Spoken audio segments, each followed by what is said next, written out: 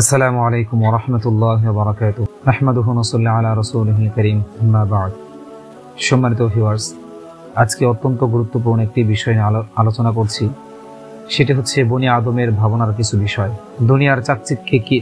দুনিয়ার চাকচিক্যে বিভোর, ধন সম্পদ, পদমর্যাদা, গুণাবলীর শক্তিতে আত্মগর্বী, আখিরাত সম্পর্কে গাফিল আদম সন্তান, গভীরভাবে কান পেতে শোনো তোমার ভবিষ্যৎ কাহিনী। আল্লাহ তাআলা আমাদেরকে বনি আদম হিসেবে দুনিয়াতে পাঠিয়েছেন, এজন্য কিছু ভাবনার বিষয় রয়েছে।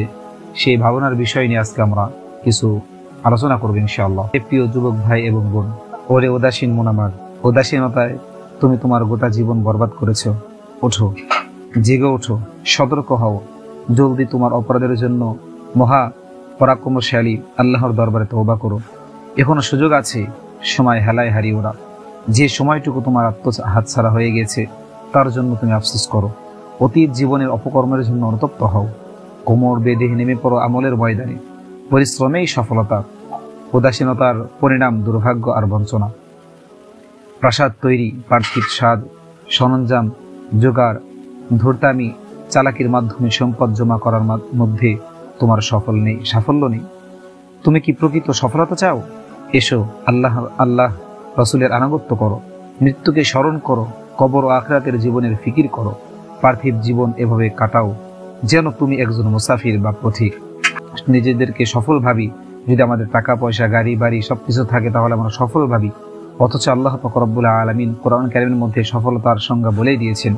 আল্লাহ পাক রব্বুল আলামিন বলেন, ফামান যুহজিহা আনিন নারি ওয়া উদখিলাল জান্নাতা ফাকাদ ফাজ।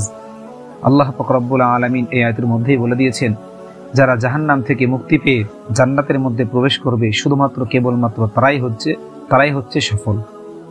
এজন্য আমরা যেই দিন আখিরাতে আমরা সফলতা অর্জন করতে পারবো, জান্নাতের মধ্যে প্রবেশ করতে পারবো, ওই দিন আমরা নিজেদেরকে সফল বলে দাবি করতে পারবো।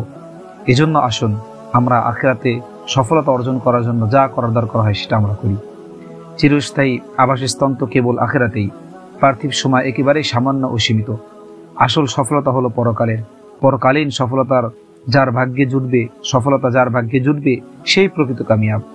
দুনিয়াতে যারাই এসেছে সবাই একের পর এক আপন মঞ্জিলের দিকে রওনা হয়ে গিয়েছে। মনে রেখো, তুমি একদিন এই পৃথিবী ছেড়ে চলে যাবে। এখানে যত মানুষ এসেছে সবাই অতিবাহিত হয়ে গেছে, কিন্তু আফসোস তুমি উপদেশ গ্রহণ করনি।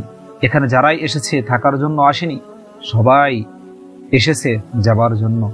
মৃত্যুর অপ্রতিরোধ্য বিপদ যখন তোমার সামনে আসবে, তখন ধন সম্পদ, চাকর নকর তোমার কোনো কাজে আসবে না। তখন হেকিম, ডাক্তার, বন্ধু বান্ধব, আত্মীয় স্বজন, পরিবার পরিজন তোমাকে বাঁচানোর সকল চেষ্টা তদবির ব্যর্থ হয়ে নিরাশ হয়ে পড়বে। সবাই চলে যাবে তোমার কাছ থেকে।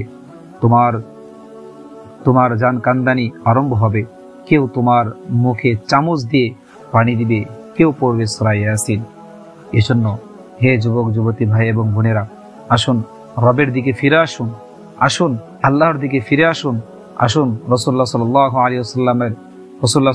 আলাইহি ওয়াসাল্লামের সুন্নাহর দিকে ফিরে আসুন। আসুন আমরা কোরআন সুন্নাহর আলোকে আমাদের জীবন গড়ি, আমরা কোরআন সুন্নাহ মোতাবেক আমরা চলার চেষ্টা করি, আমরা রবের পথে জাগ্রত হই, আমরা জিহাদের পথে জাগ্রত হই।